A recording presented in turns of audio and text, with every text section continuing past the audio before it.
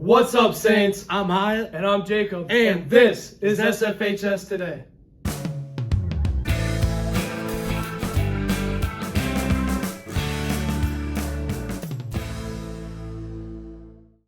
In national news, President Donald J. Trump was inaugurated in office on January 20th, Monday of last week. After his inauguration, he spoke on several topics, including the Gaza ceasefire, immigration, trade, foreign aid, and many other things. The most cement changes so far have been to his mass deportation plan, where he's allowed the use of military force inside places previously deemed sanctuaries in order to deport migrants. In school news this week, we have a Snow Days Pet Fest on Friday, and as snow days come around, the weather typically drops, but never quite like this. I'm sure all of you enjoy the extra short week, but we only get 2 free days off before switching to e-learning. Avery and Monica went out to get more info. Oh, it feels like negative 40 degrees out here. I'm so happy they canceled school. Let's go get some hot chocolate. Okay. Well, snow days are determined by the superintendent. What normally happens on days like that is they will go out and check the roads and do that. Obviously, the most recent one was more because of the extreme cold. According to the Star Tribune, most schools in Minnesota close at a minus 35 wind chill.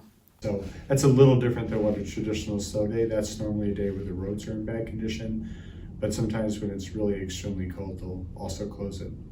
I think the biggest issue that you have to worry about is especially elementary students having to wait out for the bus.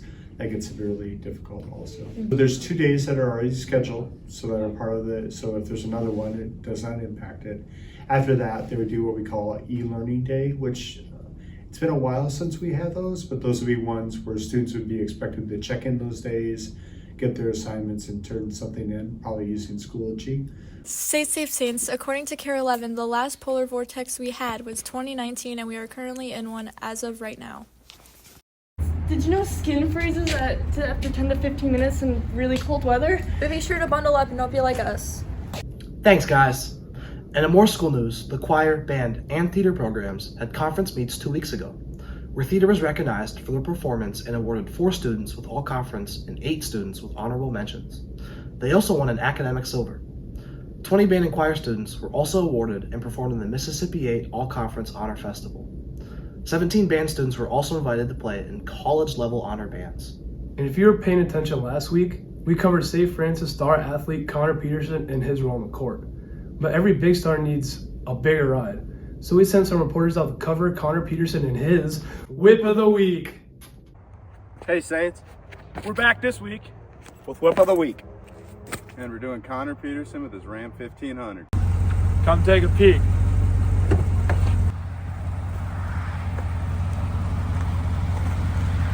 What kind of truck you got here? I got a Ram 1500 2020.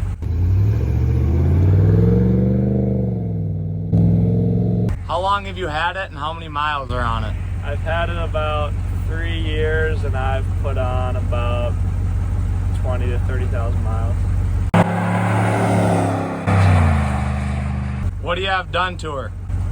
I cut off the muffler and I put starlights inside of it. What's your favorite part about the truck? It's gotta be the starlights and it's just nice and cozy.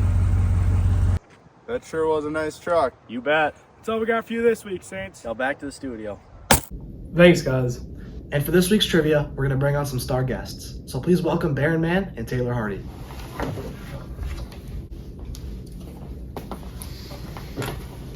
Thanks, guys. For this week's trivia, what is the largest continent? Is it A, Asia, B, North America, C, Antarctica, or D, the island from Fortnite?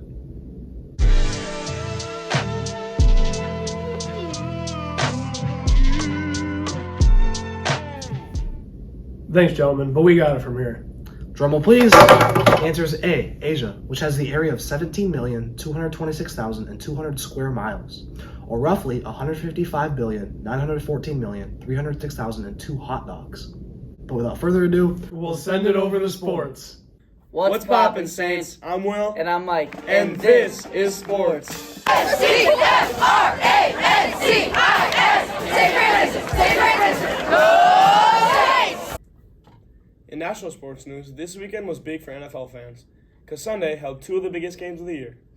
The Eagles bested the Commanders to head to their 3rd Super Bowl in the last 10 years, and the Chiefs narrowly beat the Bills with a score of 32-29, and the Chiefs are actually in the line to pull off the NFL's first ever three-peat.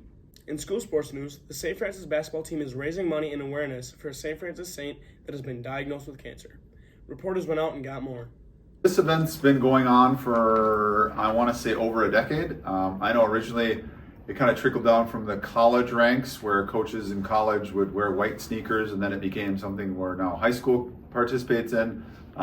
Preparing wise, our players get involved. I know our youth association is involved as well. There's a silent auction, and then try to involve everybody there as well, so it becomes kind of a community night. Just working hard in practice, just trying to win it for a low pro, really. What does the Coaches versus Cancer game mean to you? It really makes you feel good that other people acknowledge that you have a medical problem and they try to help, and it's like it just makes you feel really, really good. How did you finding out about your brother's cancer affect you? It was really hard. It was hard on my family, so we took a couple days off basketball just to be with family and figure it out, but everyone's been super supportive and helping, so it's going good. How did cancer affect your everyday life? It really makes you appreciate every single day. And it's like, the kids, they try to, keep your spirits up, and my kids are fabulous. I can't say enough about my kids. And it's like, you wanna pay it forward for them. It means a lot. My brother, before he had cancer, he came to every game, and I just want to win for him because he can't be there. 1 in 8 women sometime in their life will have breast cancer. So I'm the 1 in 8, and 85% of breast cancers have no family history. So girls, get your mammograms. That's how mine was found, was through a mammogram. It was so small that the doctor couldn't feel it. The only way they found it was the mammogram. I think it is an opportunity for us as a basketball family, as a school, and as a community to give back to somebody that's struggling, having a hard time, and I think it's a great way for us to come together, to rally together, and to help those people. How did your kids handle your diagnosis? And I'm probably going to cry here, but that was the hardest thing I ever had to do, was to tell them. And, I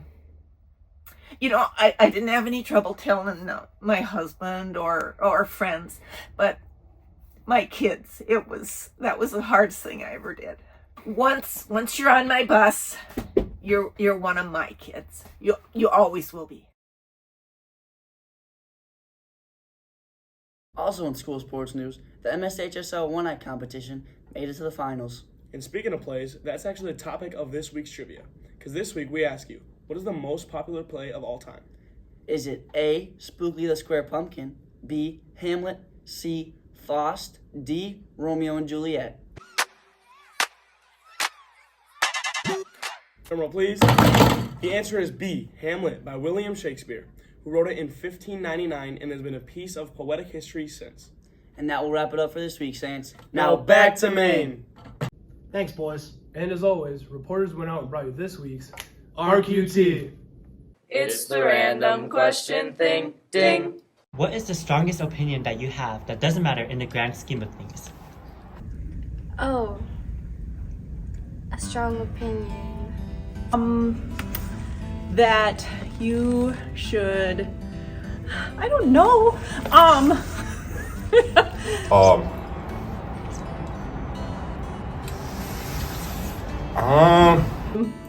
I always said I was never going to marry someone unless their last name was in the first half of the alphabet. But that's stupid, and I know it doesn't really matter. But I'm in the first half of the alphabet. Coconut flavored drinks. That's one of mine. My pillow needs to be cold. I always have to have one blanket. I have to sleep in the middle of my bed. I just have to. I have a whole dent in my bed. I have a dent in my bed from sleeping the same spot for years now. The Cowboys suck.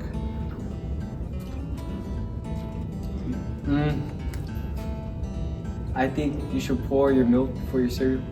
Because I feel like I like the natural coconut flavor instead of like drinks that are like artificial. That you should never run the dishwasher unless it's completely full. You know what? Hi, what's your strongest opinion that just doesn't matter? Off the top of my head, I'd have to say I think Dr. Pepper is disgusting. I mean, like, thank you. He's not a real doctor. Like, No, I agree. The guy's a total fraud. With that, though, we will see you next week. Stay safe, Saints.